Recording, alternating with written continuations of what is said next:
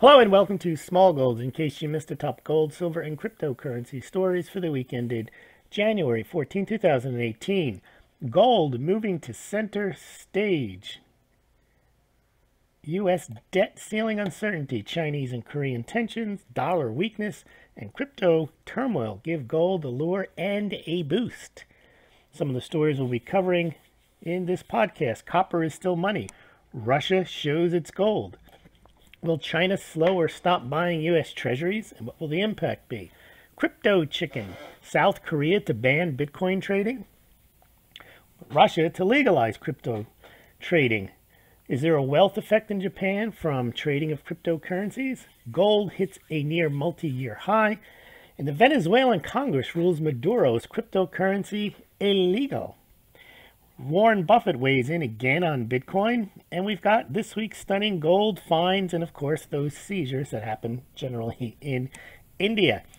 Let's take a look first at gold and silver for the week and how they performed. Well, gold closed last week at 1337. That was up slightly from the 1318, but gold continues its steady and solid climb weekly. Silver, however, was up just 4 cents, and although it's finished 2 weeks now above 17. This is a quick chart that I did showing gold's march since basically last year, and you could see higher highs, lower lows, and I'm no chartist, but it looks like if gold gets above 1343, 34, 45, we could be headed towards 1360, 1370, pretty quickly. As you can see, after these falls, you've had the big spikes. If anyone else has a better chart, let me know. Again, I'm not a technical analyst. That just stuck out to me when I looked at the chart. Gold-silver ratio fell a little bit during the week, but overall, it is still well above 70. It closed the week at 77-1. Just a reminder, this is my thesis that silver underperforms gold over long term, but for brief shining moments, every 30 years or so, it does spike, but then it dives soon thereafter. Just a discussion I was having with a gentleman who was predicting that silver would catch up, and I agree it does catch up, but briefly. See, this is a course of 40 years here since they made gold legal to own. The gold-silver ratio has basically been well above 50 most of that time, except for your little spikes. There's the 1980 Hunt Brothers spike. Gold-silver ratio goes down. Here's one in 1998, and here's the 2011. But generally, after the spike, it just continues its climb, as you can see there. And history is not indicative of future performance, but there's a lot of historical evidence. And a lot of people say, silver and gold have been money for 5,000 years. Well, gold has been more valuable than silver for 5,000 years. So if you believe in history, you might not believe that the gold-silver ratio is, quote, destined or unsustainable or destined to return to much lower levels. Enough of that. Let's get into this week's Moronica. This is something I started last week, just picking out some of the ridiculous things that we see in the news. And let's start with our friend Bernie Sanders. Now, Bernie and his wife are back in the news over a real estate deal that his wife was involved in, which eventually resulted in the college she was president of going bankrupt. As you know, Bernie says, Donald Trump, he does these real estate deals, and then the middle class suffer. Well, Bernie, what's happened here is it looks like, well, let's let Bernie mention it. Why is it that the 1% and the millionaires and the billionaires got all the wealth in this country? We're going to take it from them and give it to the people who really deserve it, like my wife. Yep, Bernie Sanders is criticizing the 1% and the real estate deals and the millionaires and the billionaires. Well, at least they know how to make money from a real estate transaction. In this case, looks like his wife overpaid.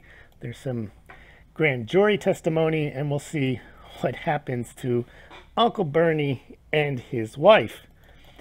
The millionaires and the billionaires. Now, the other dumb thing that I saw this week, NPR, this is not just people on Twitter. These are news outlets that are outraged or just shocked that Donald Trump would end the temporary program for El Salvador. I'll repeat that the program for the El Salvadorians impacted by the earthquake back in 2001 or so. It was a 17-year temporary program that was going to end, and now they're acting shocked that it's going to end. It was labeled temporary. Now here's judicial stupidity. Barack Obama, he issued an executive order on the dreamers. And these people have dreams, and we want to keep them in the country. And what happened with, he issued an executive order. Basically, he just said they can stay. And Trump issued an executive order, said, no, they can't stay. And then the judge says, no, you can't do that. Now, the reason that's judicial stupidity, because an executive order is only valid during the terms of it. You can't institutionalize an executive order by a judicial decree saying that the next president's judicial order is not valid. All right, let's see, what else do we have? Oh, this one is just stupidity on its face. I'll just show it to you here. Bill de Blasio. This is his news flash. This guy is the mayor of New York. It's the 21st century. Dads change diapers now. Okay, that's what he's tweeting on. But it's not always easy for men to find a changing station. That's wrong. Yes, that's morally wrong as far as I can tell. It bakes in these gender stereotypes and inhibits men from being able to step up as dads. You know, what's a man without his changing table? Nothing but somebody just continuing to push this gender, like he's a man or something if he doesn't have a changing table. We can't have that. All right. Now, this one, I'm sorry. Here she is. Dianne Feinstein, all 84 years old of her. She decides, or maybe she didn't decide, that the Fusion GPS documents that she had, she released them. Didn't tell anybody, just, okay, here they go, out to the press. First, she said she was coerced and she was threatened. And then they said, what do you mean you were threatened? Oh, I didn't say that. Oh, you said that. And then she said, I had a bad cold. And that's why she sent out the documents. So she slipped, tripped, coughed, wiped her nose, and boom, out go the Fusion GPS documents. Now, this woman announced last year she's going to run again. Hope she doesn't have any colds on the campaign. This is unbelievable. She blames having a cold for releasing documents. I don't. That just shows that you got to be losing your marbles. So this guy here, Dick Durbin. I'm not going to cover Trump's remarks on countries that he called shitholes, and that's been covered ad nauseum. And they're making a big deal out of it, and that's fine. That's a big media story. And Dick Durbin made a big deal out of it. He insisted, yes, Donald Trump said this. He was so offended. He'd never heard any president ever say anything like this, which either he's lying or he just doesn't know presidential history. You just have to look up some of the things that Lyndon Johnson said. But in any event, you know, it's an opportunity to say Donald Trump is insensitive, he's a racist. But here's where the stupidity comes in. I mean, that's just disingenuous. That's just politics, fake outrage. Never heard such a thing. You know, all these countries are just wonderful places, and the people that live there are wonderful. And by definition, he was calling the people horrible names. And because these countries have people of color in them, and therefore he's being a racist. Okay, I get that's a political argument that can fly. But this one can't. So this Dick Durbin guy says that when Donald Trump talks about ending chain migration, that's somehow a racist remark, and it's just horrible that he would say that. You mentioned the word chain, according to Dick Durbin, and now you're conjuring up racism. And then ironically, of course, a lot of these people like Durbin was against chain migration, had no trouble using the term a few years ago. You know, Bill Clinton and Hillary Clinton, they were against what they called illegal immigrants. So it's odd now that just because Trump opposes chain migration, not only is it morally evil, but just even discussing it or calling it chain migration or using the term illegal alien. Oh, that's offensive.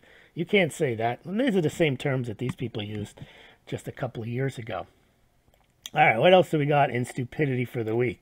Well, here we go. Our friend, my friend Bill Clinton. Okay, so Bill Clinton, for whatever reason, decides he's going to take the offensive now on this wedding issue. A lot of people are saying that old Chelsea here and her husband had their wedding paid for by the Clinton Foundation. So Bill decides to say, no Clinton Foundation funds dedicated to Haiti or otherwise were used to pay for Chelsea's wedding.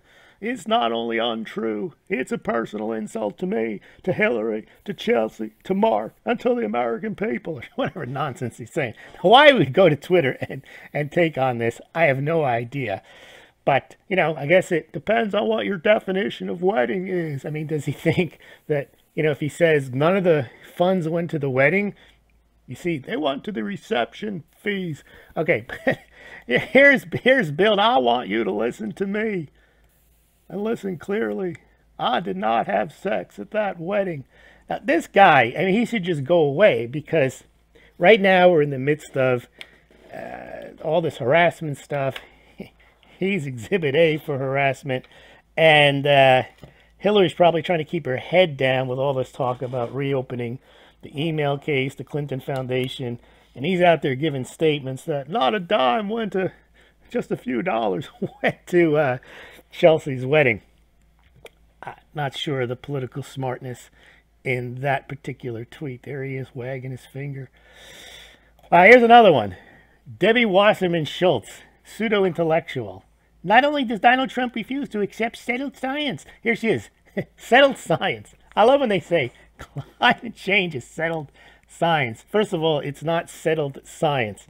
There are settled scientific principles just like there are in law. So for example, if you remember the Reuben Hurricane Carter case, there is a settled legal principle, murder. Murder is an established legal principle. It involves the intentional killing of another person without a defense. Now, Reuben Hurricane Carter was tried for murder. He was found guilty. That doesn't mean the facts surrounding his murder case were settled or that it was settled that he committed murder. No, it meant in that particular analysis of the facts and circumstances surrounding Reuben Hurricane Carter's murder trial, he was found guilty. The only principle that still remains is the concept that murder is the intentional killing of another person. When they brought in new evidence and they had a new trial, they found he was guilty again. However, if you've seen the movie or read the stories, he had a third trial where they brought in more evidence and it dispositively proved that he did not commit the murder.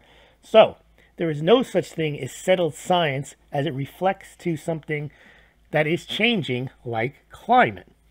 But you see, they like to just settle the argument by saying something is settled, and then if you disagree with it, well then you just don't understand settled science, and you must want to go back to the Middle Ages. Or you could be called racist or something else. Now, China to slow pace or stop buying of treasuries. This was a big deal for a few hours. During the week, there was a Bloomberg article, China may halt purchase of U.S. treasuries. Now, before we even get into this story, first of all, China did halt, not even just halt purchase or slow purchases of treasuries, they did so throughout 2016. They sold treasuries. And the dollar rose and there was no discernible impact on anything. And one of the reasons they sold they were trying to protect the yuan from falling. It didn't reflect any policy decision. It was just what China had done. But of course, there's such propaganda out there that China's #1 goal in life is to not only internationalize the yuan, but to crush the dollar and end dollar hegemony.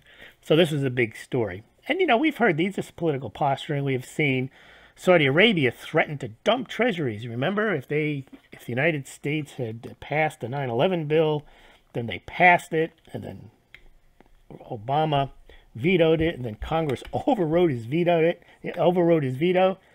And then what did Saudi Arabia do since the bill was passed in November? They added 50% more U.S. treasuries. So a lot of this is just a lot of talk. But of course, now here we go. Game over, game changer. See, I told you so. Take a look. Yep. We'll see how it goes. And then I noted Bloomberg had reported that senior government officials in Beijing, and I always wonder, this is just like the Nikkei Asian Review, what senior government officials in Beijing? Got a name of one of these guys? What'd they say? Why did they say it? You know, they might slow or halt purchases. Here's just my point about that. Well, what happens a little later on in the day? What do they say?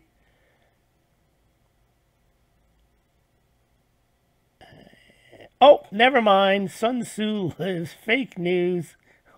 They come out and they say, oh, China actually comes out and says, so, we didn't say that. Where'd you come up with that story? So we see again here, just in China reports. This is 3 hours after I tweeted, like, are you sure this is a news story? China says report on halting tapering purchases of U.S. treasuries might have quoted a wrong source. It'd be fake news. It says it always diversifies investment in foreign assets, which is true. And as I was scrolling through, as you can see, I saw an article today in Zero Hedge. The guy puts a chart out as to why the dollar is falling, and he shows this part of the chart to the end of 2016. China is dumping treasuries.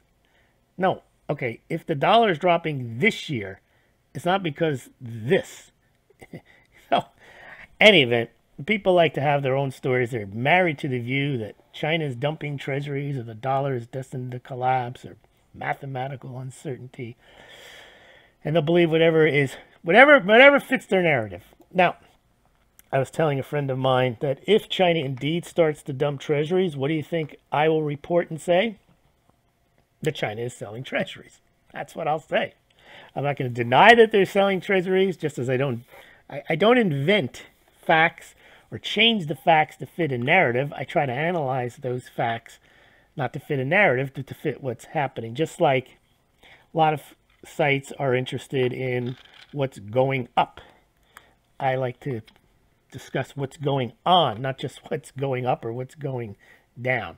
So I will keep an eye on what China does, and not just what China does, but what impact it really has, if any, on U.S. finances or global trade, or we'll see how it goes. Because remember, there's an impact on China too, on whatever China does. People make it sound like whatever China does is somehow just a one-way explosion that blows up the rest of the world, and China remains immune to its own actions. So China is very smart, not just because they have gold, but because they need to be if they're going to try to centrally plan their entire economy. Sun Tzu, they said it was a good move. Just in. Fake news. All right, so we'll keep an eye on that. Game over or game on. Yeah, we'll see what happens on this yuan futures contract that started out as the biggest game changer on the planet. It was going to be gold backed. No, not gold backed, but gold convertible into gold on the Shanghai. No, not gold convertible into gold on the Shanghai Gold Exchange. It was going to be, people are going to take their yuan and go buy gold from the LBMA and drain the West's gold, and it would be game over that way. Few understand the implications, connecting the dots, doing the hard thinking. Okay, so this yuan-denominated oils contract, if it does get released next week, it will be a yuan-denominated oils futures contract. There'll be no gold in it. There'll be no oil delivered under it. It'll be clearly just a oils futures contract. Significant? On a 1 to 10, it's a 3 maybe. But, of course, when it came out, when the story first came out, they had embellished it to gold-backed, gold convertible, game over, game changer.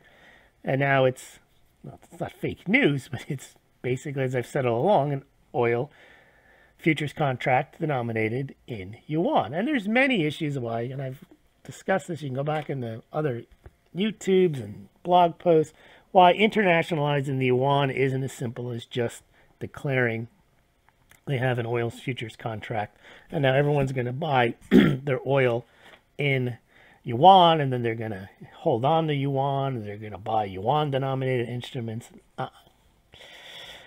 Now, what is a panacea, it seems, is blockchain. Kodak, that struggling photographic company, they come out and what are they doing here? They're going to use blockchain. They're going to invest in mining Bitcoin or something or other. Anyway, the stock rose 60, 70, 80%. Similar to that Long Island iced tea company that decided they had blockchain to their name. Here, they're gonna do a blockchain initiative. Kodak won. Well, it made the stock go up. Now, what else have we got? Crypto chicken. I like this one. This is Kentucky Fried Chicken deciding they're going to sell their buckets of chicken for Bitcoin. There's a colonel. He's now all cryptoized, and there's other pictures of this thing where they're selling the, I think a bucket of chicken is 0.0012321 Bitcoin. And so I guess that boosted their stock price too. You have to wait in line. You have to send your Bitcoin in advance 3 days, and then you'll get your chicken. Now, 7-day crypto performance. Interesting. What I call the white paper brigade, the Tron, Ray Blocks, Cardano, Stellar, whatever it's called. They took a beating after rising very swiftly, and the more traditional, or ones that have been more established, longer, more proof of what's going on, larger infrastructure, coins like Bitcoin and Litecoin, Ethereum, they didn't get hit as badly in the beating. Ripple took a nice smackdown. Need some of that Bernanke QE. Remember, Bernanke's a big fan of Ripple. It's the banker coin. And the market cap of Ripple got cut in half. But that had gone up so quickly. It had gone from 34 cents to like $4. Now it's just under $2. There's a little bit more there than there is to, at the current point, is Tron and Cardano and so on. And those are admittedly works in progress. But yet, and because they're only 4 cents and they were 30 cents, 50 cents, people think, oh, you know, they're going to go to $100, $300, not realizing that there's billions of tokens there. And if that were to be the case, those companies would be valued in the trillions. And that's just not feasible at the moment, given that they're just concepts right now. So they took a while. But there you go. That's what a bucket of chicken costs. It costs 0.0010305 Bitcoin for Kentucky Fried Chicken. This is Canada. You can use Bitcoin to buy Kentucky Fried Chicken. And there's Charlie Lee. He had made similar points about this Tron company being simply a white paper. And then it turned out that the white paper itself, they think, might have been cut and paste for another white paper. There was a little controversy over that. Here's an article in Bitcoin News. These are the companies I'm talking about. Well, I was talking about Tron, Cardano, Stellar, and he mentions Virgin Ripple. He says they actually meet the definition of vaporware because they are indeed white papers. Now, this is true here, that the only thing these people care about is the price. They think, well, it's, as I mentioned, it's 15 cents, and therefore that's better than buying a company or a coin like Bitcoin that's $15. But and here's the issue where they're talking about the Tron paper perhaps being copied. They have some points here. It's definitely copied, maybe copied, and then just your basic ICO boilerplate. And then Charlie Lee of Litecoin mentioned that the Tron was copy and paste white paper. Ironically, his own Litecoin is a copy and paste of Bitcoin.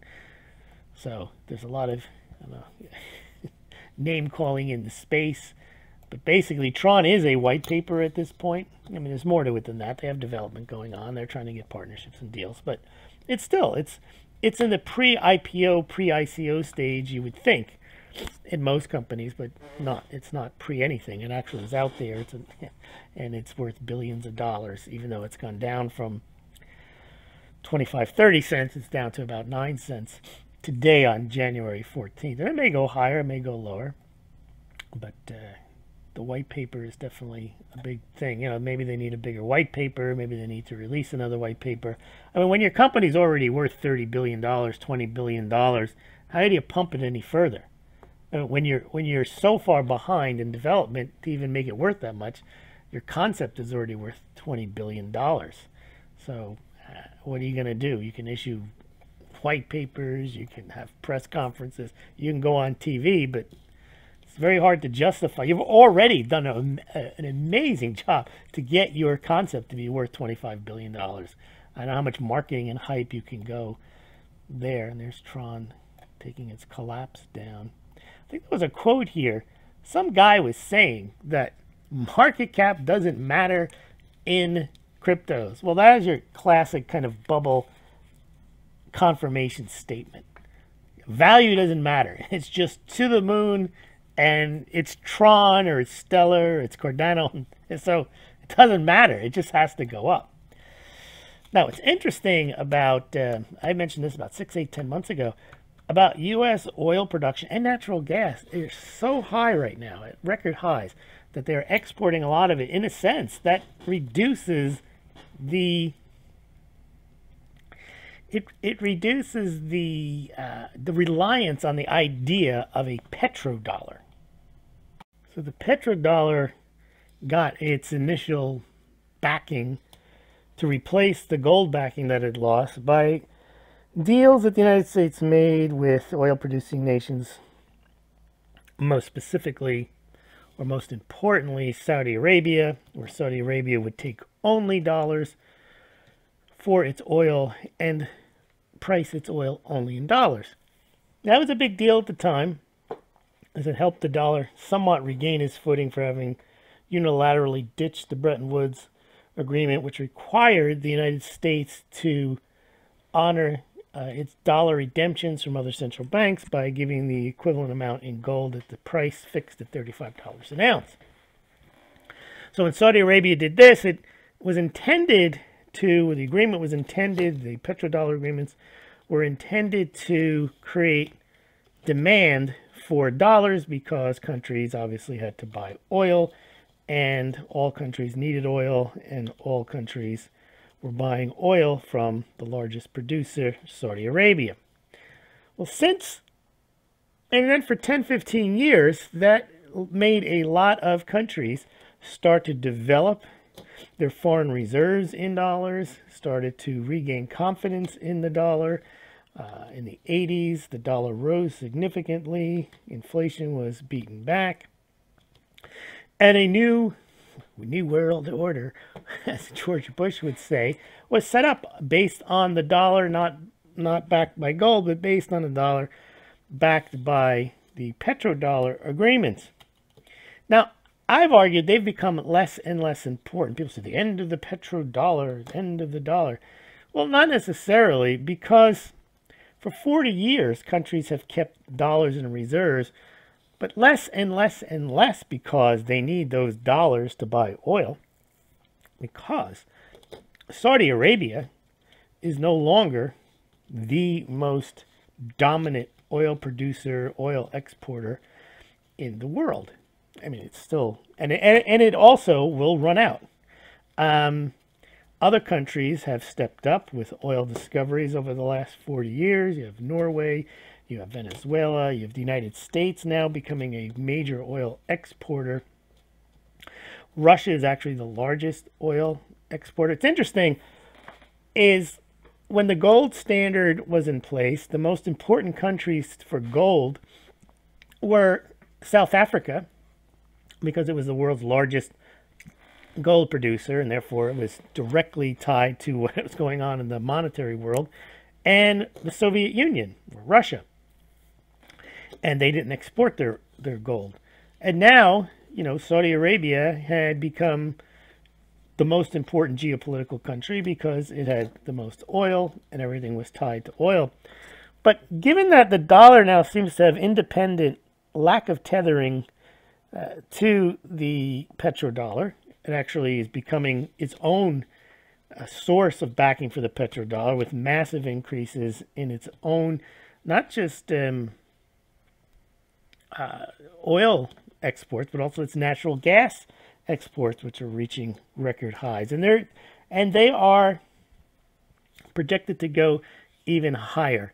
So I think that the idea of the petrodollar being based on now, they might pay for oil in other currencies, which may or may not, because most countries, including Russia and China, have massive dollar reliance, massive amounts of dollar reserves. In fact, Russia has made a big deal out of its increasing gold reserves, but in dollar value, they have about $75 billion worth of gold, and they have $108 billion worth of U.S. treasuries, and this is supposedly an enemy of the United States. You just take a look at the U.S. dollar reserves of China, 1.2 trillion.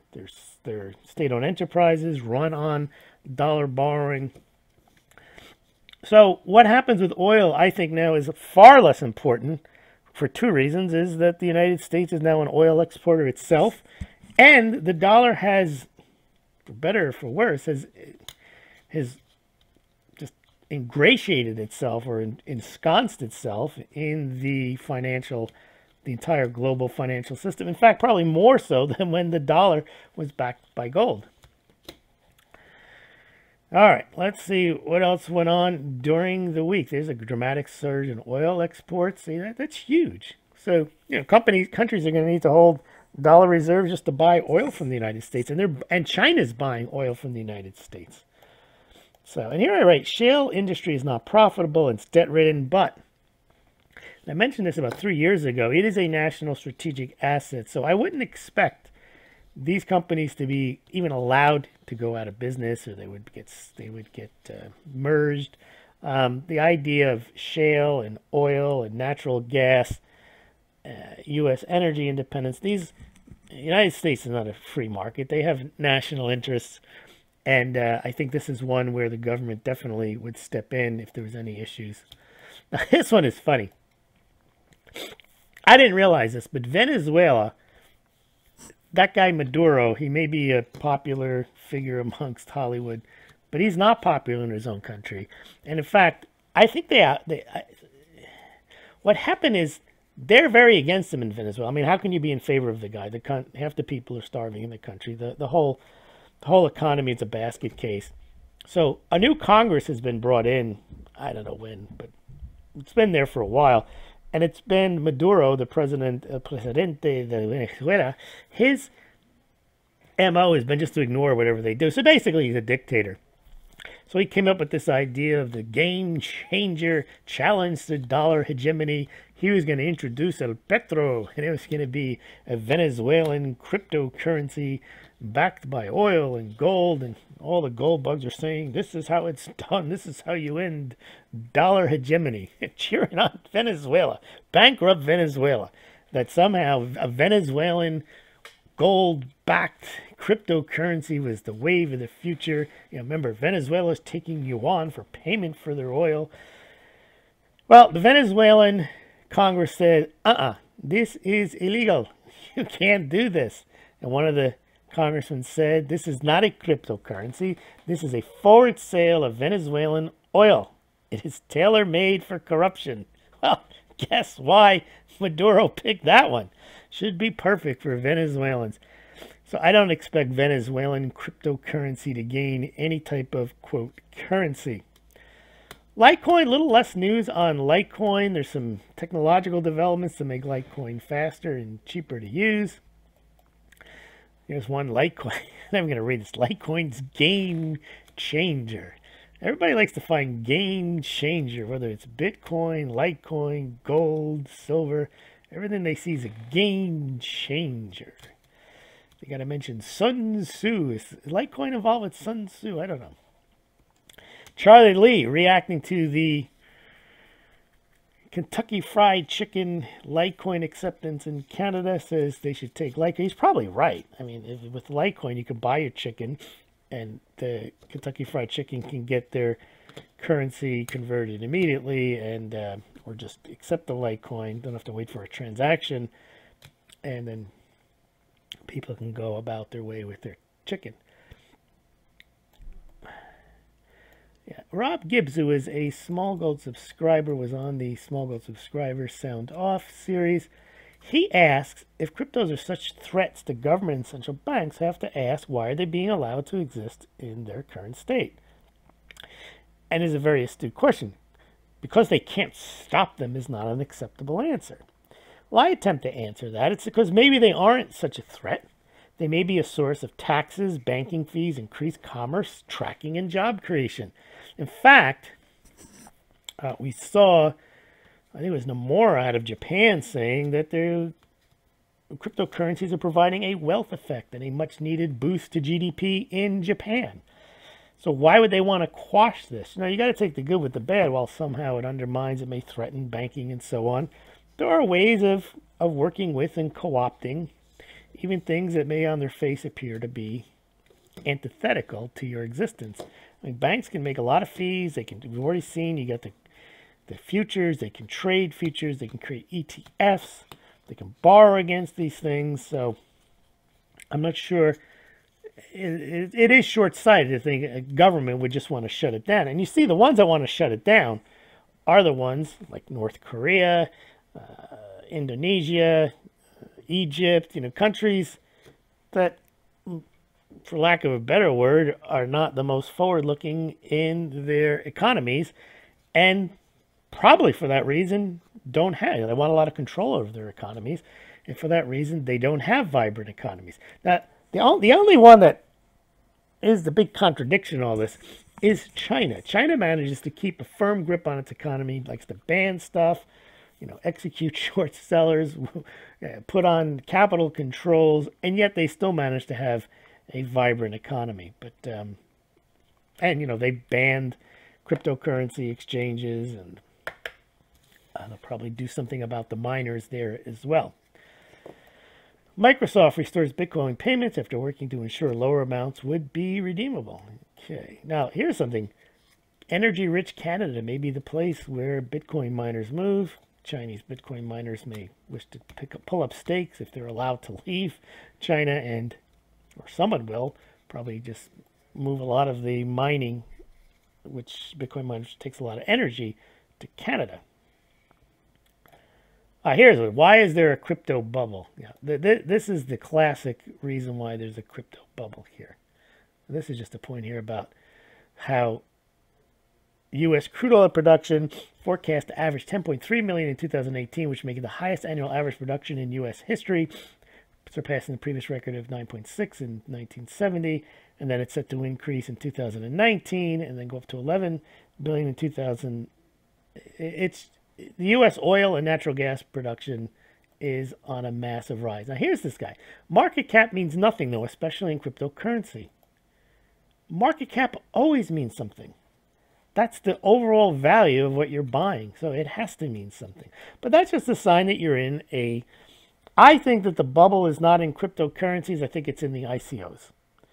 Because the ICOs have to show some value, and they're all valued as if they're already, they're $20, $30 billion companies. And most of them haven't even established much more than a use case via a white paper. Here's Japan. Japan is definitely the leader in legitimizing cryptocurrencies. There's another e-commerce giant launching a 7-asset cryptocurrency exchange. And they're going to have Bitcoin, Ethereum, Litecoin, NEM, Ripple, Ethereum Classic, and Bcash on their exchange. And here's again showing your 7-day crypto price action. The big losers, again, Tron, down 50%, Ripple, Rayblox, Cardano, 19%. Here are the ones that were up, Ethereum, Neo, so on. Yeah, said no one ever before about Bitcoin. I keep seeing these people coming out saying Bitcoin is a bubble. It's like our friend Rob asks,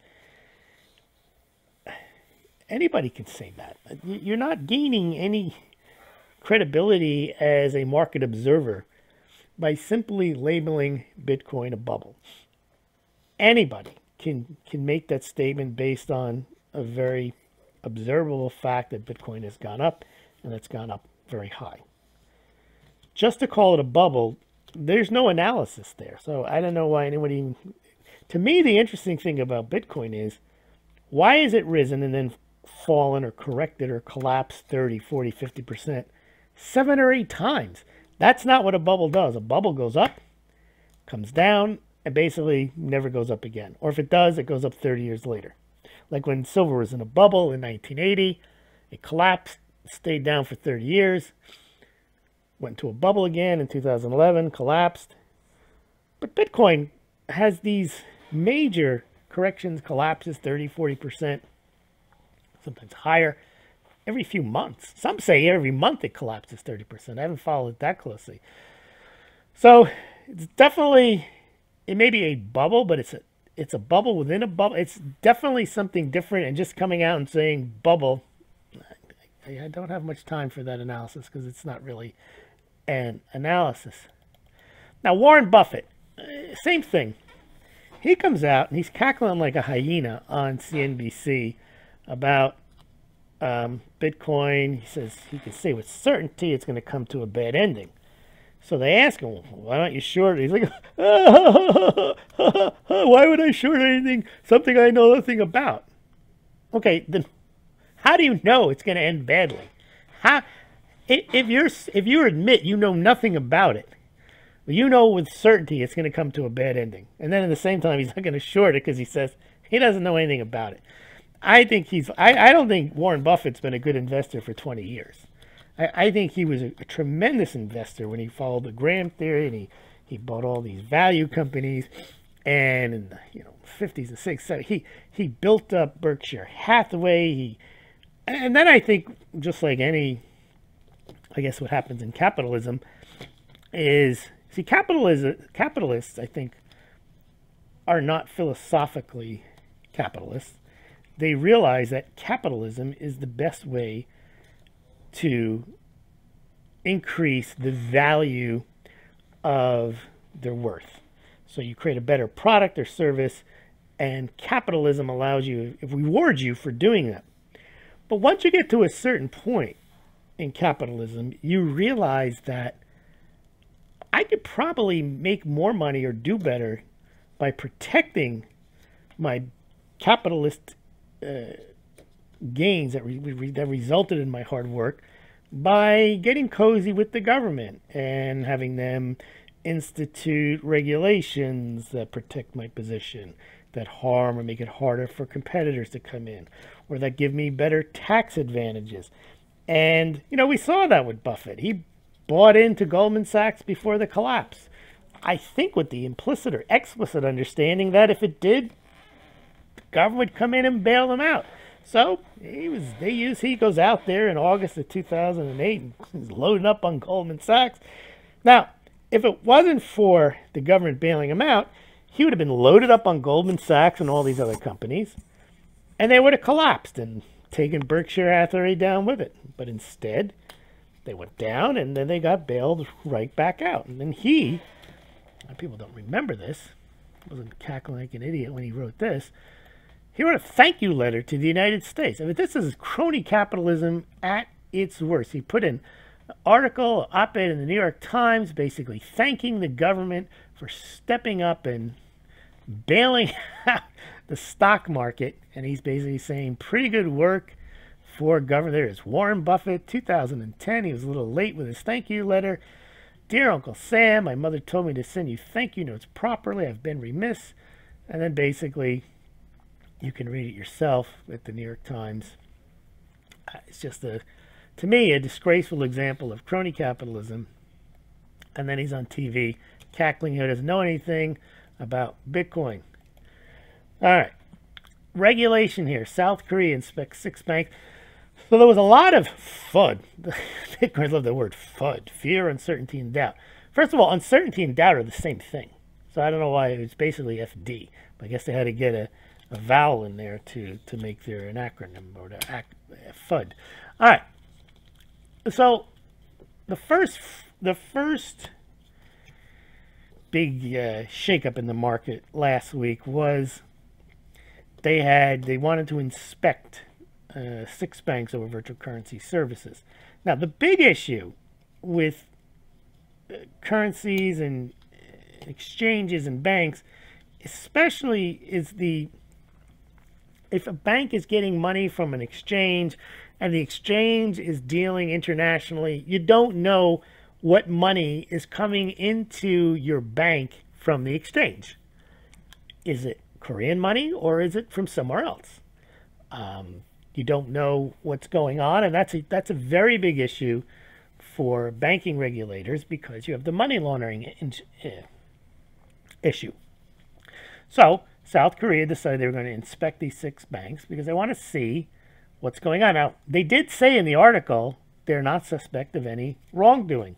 So regulation generally starts with the idea of let's see the lay of the land. But of course, the media comes out and says, you know, they're hauling these banks in, and you know they're all going to get arrested, and they're going to close down the banks, they're going to close down the crypto exchanges, they're going to ban the cryptocurrencies, they're going to arrest everyone. That's what people start to think. That's the FUD, or just the fear and the doubt. There's no uncertainty because that's what doubt is.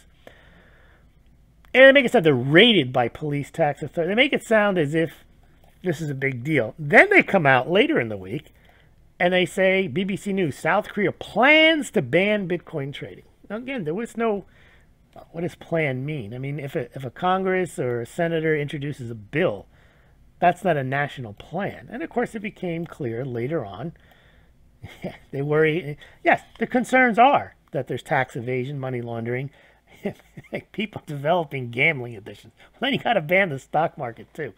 So those are the concerns. But then it becomes clear, you start to look at it here. There's no ban imminent. It's a proposal from the Congress. They may not get to it. It may not make sense for them to approve it ultimately. Just like I reported on a proposed bill that would track cryptocurrencies at the border. Again, it's a Dianne Feinstein bill. We don't know if it'll go anywhere. It shows that some people are thinking this way, but it doesn't mean that any of these things will come to pass. And if they do come to pass, they might not come to pass for years. U.S. Senate panel to discuss Bitcoin with market regulators. This is the prudent way of doing it, because just saying you're going to ban stuff, then you don't need these regulatory agencies. There's nothing to regulate. You just ban everything. You just set up a dictatorship. The idea of having regulatory agencies in a quasi-free market is so that you allow things to happen that are good and you try to weed out things that are bad. You're not much of a regulator if you just ban stuff because you just determine it's all bad. There's no way you can determine that a currency or an ICO generically is bad.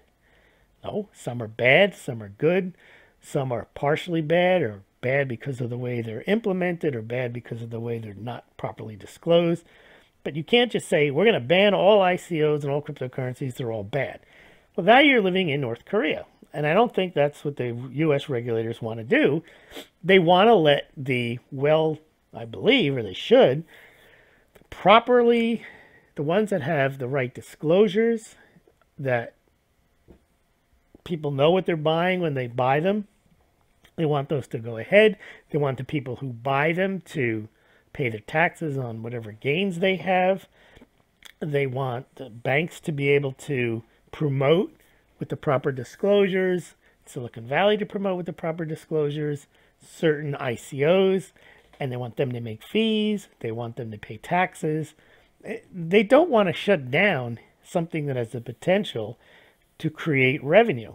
What they do want to shut down are the avenues for these things to be used for illegal purposes. But again, it's just like gun control. You can take away all the guns, you could take away all the cars, you can make the world a lot safer place by banning basically everything. And the same goes for cryptocurrencies. In which case you don't need regulators, you just need a dictator. And I don't think that's where they're headed. There's Bart Chilton, remember him from the gold and silver manipulation? He wishes he invested in Bitcoin back when he was telling everyone to be careful. A lot of people wish that he should have done something about the gold and silver manipulation. Now, this is telling. This is Japan's essay on cryptocurrencies. This is the point I make. It's not good to regulate everything, so we need to move forward with a balanced approach. Well, that's true. That's China, which is, pretty centralized government, but they realize that that's not in their interest. Now, our Treasury Secretary of the United States, Mnuchin, warns against Bitcoin becoming the next Swiss bank. But he adds in his statement, he thinks the U.S. doesn't have this problem because we have the Know Your Customer rules and we can track it. My view is the United States wants the SEC to regulate ICOs, and it wants the CFTC and the IRS to keep an eye on cryptocurrencies.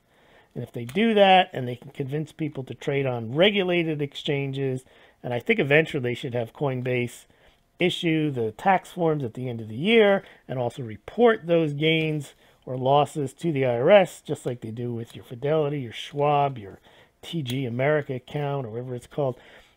Same way. And that's a big, the Treasury would like that. There's money coming into the Treasury with these gains. But again, the United States likes to be the leader in the tracking and tracing everything. So he's having a group of 20 nations meet to prevent this cryptocurrencies from becoming money laundering instruments. Now, it's the same how the United States got, what is it called? Is it SWIFT? No, not SWIFT. There is an acronym for what they have, which requires United States foreign citizens to disclose all their holdings, and they make the foreign banks also report to the United States what people have, so you can't just hide excuse me, money in foreign accounts. And I probably just want to do the same thing with Bitcoin, with these owners reporting requirements. And you know, in some instances, if you don't report, then they can take your money and they can have the jurisdiction over the foreign banks to make sure that they have access to your account, and so on. Now, the Korean crypto crackdown talk drew backlash from users and politicians. So again, it's not like Korea, when they say Korea wants to do this, that means that everyone in Korea wants to ban cryptocurrencies. No, there's some people in government that may want to do that, but there's also people in government that don't want to do that. And apparently there was a petition that drew hundreds of thousands of signatures that say, you know, we don't want this. You know, maybe we want regulation, but we don't want a ban. Now, the Russian ministry, this has been going on for a while, they're probably going to legalize cryptocurrency on approved exchanges, and then I think also for approved participants. Again, same thing. They don't want kids day trading cryptocurrencies, but they don't want to ban them. And they don't want people trading cryptocurrencies where they can't track it. That was one of the main reasons why the United States SEC did not grant the status for the ETF that the Winklevoss twins put forward, because they knew that the Bitcoin that they would own, most of the trading at the time took place on unregulated exchanges in China, and they'd have no purview over that. So it's the same thing with Russia. They're not trying to ban trading in cryptocurrencies. They want it to happen, but they want it to happen probably on government exchanges or exchanges that they control or at least can have access to. And they want to make sure that the average guy, average Boris in Russia, has the wherewithal to understand that he's and the means to lose money. So I think that's where the more developed nations are headed with the cryptocurrencies. Here, official, no crypto trading ban in South Korea, government says. So finally they come out and they say, well, it's just a bunch of FD, fear and doubt. Now, Indonesia basically is warning, cites high risk, much closer to a ban in Indonesia. Now, here, Israeli central bank says Bitcoin is an asset, not a currency. Well, I guess it is more of an asset than a currency. If you don't spend it that much and you just hold on to it, it's more akin to gold. And they always say gold is a currency. Well, gold is money. Well, it really isn't money. And I guess in some respects, cryptocurrencies aren't money. I mean, Bitcoin isn't money either. If it does not fit the definition of not just suitable for use as a medium of exchange, but actual use as a medium of exchange. People don't change gold coins for goods and services. And increasingly, people don't use Bitcoin to trade for goods and services. They hold on to it as an asset. Both can be used to buy goods and services, but generally they're not. So it makes sense for Israel to say I made the point that gold is an asset, not money. The gold is a insurance policy. But since 1934, people don't transact in gold, and therefore, my view is it could be money, but it is not money. Similarly, now Bitcoin easily could be money, if they speed up the process, lower the transaction fees. One could argue that Litecoin is money. Litecoin can be used a lot easier. So it's important whether you call something an asset or money or currency. And former Fed governor, U.S. says Bitcoin is an asset. You can see where they're headed with this. Like gold, not a currency. So we're seeing two central bank people saying the same thing. Gold news. Utah can move its gold home thanks to the Texas Bullion Depository. But should you? So that Texas Bullion Depository is up and running, it seems. Now, gold-backed ETFs added 197 tons in 2007. They grew 8.4%. Very, very important. People say, when I say, but I try to make the point that it's not just the U.S. Mint. I've pointed out that gold sales at the U.S. Mint down 50-60%, excuse me, in 2017. And people say, oh, why aren't people buying gold? Well, they are, but their preferred means of buying gold, if you can call it that, or buying these ETFs. The same in Germany. They're saying record gold purchases in Germany. Yeah, it's ETFs. It's not, people are not going to coin stores. I say people aren't. I mean, sales at coin stores, sales at bullion dealers are down. Physical holding of gold and silver is down. But interest in gold and silver is up. And that's why the gold price is rising. Gold is beating everything since the Fed raised rates. Gold is on a mini tear. Now, Kazakhstan reserves approach those of the United Kingdom. So this Kazakhstan central bank, they're buying their own supply. They added another 120,000 ounces, another 3 or 4 tons. They're almost at 300 tons. They will pass the United Kingdom's gold reserves at this pace sometimes early this year. There's Uganda. Yeah, a lot of these African countries, they don't have a tight handle on what happens with royalties and so on. They don't get paid. But gold hits 4-month high as dollar slides on China report. So the idea that China may stop buying U.S. treasuries, I don't think that has a big impact on, what has a big impact on gold is if the dollar falls. And I guess they're saying that the dollar falls because China doesn't buy treasuries. But we saw in 2016 the dollar rose as China was selling treasuries. And the reason China sold treasuries was to boost the yuan because the dollar was rising against it. So I don't think there's a correlation between what China does, only to the extent if what China does something that impacts the dollar. But that is definitely what's going on with gold so far. Gold rose 12% in 2017 against the dollar, but it fell 1% against the euro. So it's definitely dollar weakness more than gold really taking off and heading towards the races. Big story, Russia shows its gold. Now what's interesting is gold bugs will tell you, they'll insist, the United States doesn't have any gold, ha ha, everyone knows that. No, everyone doesn't know that. They insist, they know that. The United States has no gold, Fort Knox, no gold, but Russia, they show some pictures. That's it. Russia's got gold. They don't ask, has it been loaned out? Is the picture photoshopped? And maybe, and I'm not saying that they should.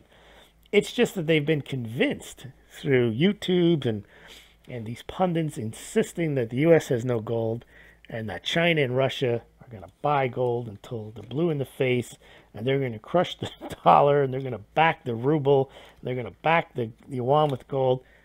100% nonsense. Next week I'm going to explain why that is not just impractical, but just not even going to happen for one very specific reason. And there's a lot of reasons, but one that most people never talk about. And all right, but we'll get to that next week. Iran to resume gold auctions. Research shows gold is a valuable part of Vietnamese history. Yeah, it's also a someone said Litecoin is a part of Vietnamese history. Yes, the dentists like Litecoin better than gold in Vietnam. Here, when you start to think everything, 2 plus 2 is gold. So I put out that this Kazakhstan is buying all this gold, and Luke here, oil and gold, China and Russia. Yeah, Kazakhstan, China, and Russia share borders.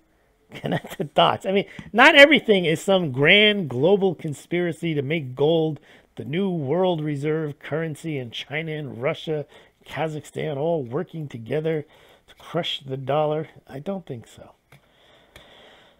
Having said that, I do like gold. Israeli researchers harness gold in battle with cancer. See, gold has a lot of... people don't realize this. They just think gold is pretty and, you know, it's money and all that. But if gold was cheaper, it'd be used for a lot more things. It conducts electricity very well. It's immutable. You can be used in the cancer with nanoparticles. It absorbs radiation. Look at that shine on there. I mean, it's a very good... very unique metal. In some respects, far more unique. I don't say it's all relative, but you know, silver is also, again, when people say, but so is copper. A lot of these metals, copper, zinc, tin, nickel, they're all very valuable in their own way. Now, Bitcoin and gold, well, Josh Wiley is on the show, and he just briefly mentioned, but it's a fact that copper could be money. Copper is money. Copper is used in nickels today. Still was used in pennies up to 1982. Many countries in Canada had copper in their pennies until they got rid of them. So copper can be a very important strategic metal as well. Copper is used in pipes. Copper is antibacterial. Copper can be used in electronics. It's conducts electricity very well. Copper piping, copper wires.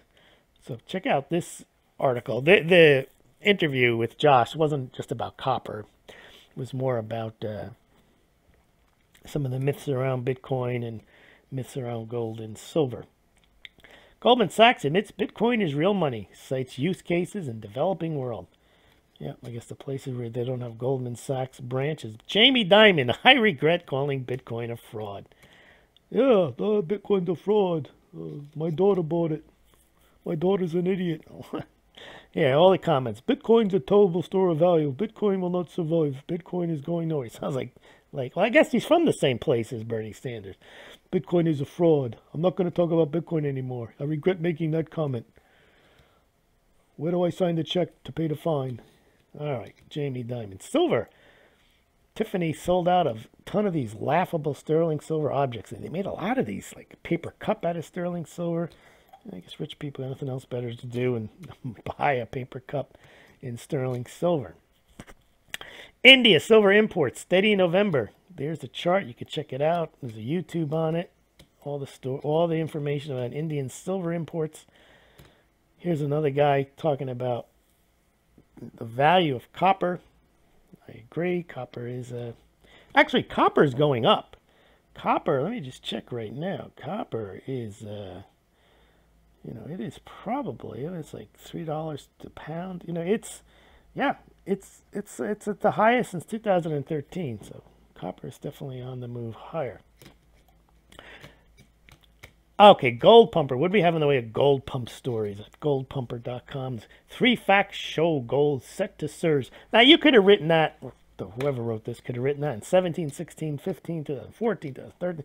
Every year, gold is set to surge. Although this year, maybe here, January 18th, this is the day of a global monetary system change, game changer, the reset, game over, gold back you want. Here, Frickers warn 2018 will be the year of living dangerously. Fed will never raise interest rates. The next move the Fed makes is to cut them. Okay, I heard that one. Oh, man, let's see. Central banks. So Swiss Central Bank made $55 billion in profit last year. That's more than Apple. And of course, Swiss National Bank owns Apple. So you do better off owning Apple than actually operating Apple. You can make more money on the equity side of it. Japan Central Bank trims bond purchases, prompting taper talk. So we are seeing somewhat of an unwind in the United States. Not in a big way, but we're seeing interest rates rise. We're seeing Japan slow down. EU is making noises about reconsidering, so we may start to see a tightening globally. I don't expect interest rates to ratchet up to 8, 9, 10%, but you never know what happens if there is some type of event or start to get some type of price inflation in the system. Now, the U.S. is probably the most likely place to see that. If these tax cuts kick in and the money comes back from overseas and money gets spent, so we could see a pretty big ratcheting of inflation and interest rates. I doubt the interest rates could keep pace with the inflation if it did indeed happen. If the dollar falls, then imports from China are more expensive. Meanwhile, you get all these dollars coming home. You'll have the people with more money in their pocket with these $1,000 bonuses. So you could see some significant price inflation this year. You could not. But again, if you do, I believe that gold is an inflation hedge. There's a lot of stories, mainstream media insisting that gold is not an inflation hedge. I don't see how it isn't. The idea that inflation is an increase in the money supply, which then eventually impacts an increase in prices. And if there is no corresponding increase in the gold supply, then gold has to rise versus the value of the dollar. Now, they're making rings. Dell from gold salvaged from e-waste. Very important. Very interesting. Not important. Very interesting that they're recycling the gold to make some rings. Always cover whatever gold we find. Now, this story isn't a recent gold find, but it's an interesting story about this guy.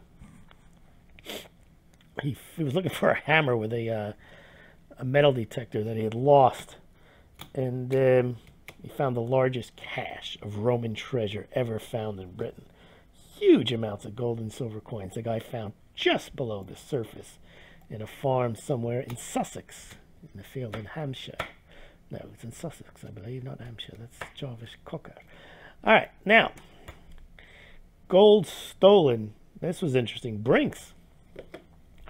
Brinks are the people you don't mess with. Somehow, no, they're very smart. They're not giving details on how it was stolen, where it was stolen, but it was stolen. It was an international gold shipment, so I don't think it was stolen from the vault. I think someone sent them gold, and en route, it got stolen. So probably doesn't speak to Brink security, but maybe, I don't know how you send $13 million worth of gold, whether you send it in the post or whatever. But somehow they were on the hook for it. So they must have either insured the shipment, or maybe it was a Brinks truck that went and got the gold from the individual. But apparently he's gotten his money back. So we'll see if they even follow up on that story. Now here's a guy in the Bay Area. I guess it's during the gold rush. He buried $100,000 in gold. I don't know if that's $100,000 in gold at the time or today. Either way, I guess it's significant because it'd be about 90 coins. I said 91-ounce coins. If it was 100,000 back then, he would probably put 1,000 coins somewhere, and he forgot where it was, or he died. And you have to read the story. But he was known for many things, but not for his memory. I don't know how you would not remember where you buried that much gold, but he did. And here's the Fed. Evans wants rate hike pause, not concerned on yield curve. Okay. Now, Bullard, I love this one. This is the old thinking, that somehow inflation creates growth. And Bullard is complaining that because the Fed didn't hit its inflation target, that they missed $1 trillion in nominal growth. Well, inflation, in my mind, detracts from growth. It takes the value of people's money away from them and therefore detracts from growth. But Bullard here thinking that we didn't get the inflation and therefore we didn't get the growth that we needed. And China, our last, before we move on, I always got to talk about what happened during China. So here, Beijing had such high hopes for the yuan. What happened? Well, this is what I pointed. This is no big news, but I pointed this out for the last couple of weeks. But Bloomberg's putting the same chart up that I showed. That basically, the yuan, the RMB, look at that, 1.1%, is not, even after years of trying, is not a major world reserve currency. Countries don't hold the yuan. Now, of course, people are saying, oh, but on January 18th, gold back, not gold back, but oil denominated, oil contract, futures contract denominated in yuan is coming out. That's going to be the game changer. Okay, well, it started as a gold back yuan to a gold convertible yuan to no, never mind. All right, Trump reportedly targeting China in aggressive trade crackdown. This could cause big inflation. If they actually tell China, sorry, no more of your cheap goods coming into the U.S., and we don't have in the United States even the goods to replace Chinese goods. And if we did have them, they'd be more expensive. So tariffs on Chinese goods can only make prices more expensive. And remember, people will have more cash because of the tax cuts, because of the bonuses, and there'll be fewer Chinese goods. And that's classic inflation. More dollars chasing fewer goods, and boom, price goes higher. Here's China and its enlightened policy towards people who run pyramid schemes. They get thrown in jail for life. Okay? China retaliates against Australian criticism of useless projects. How dare people say that China builds stuff that they don't need? You know, they're going to retaliate.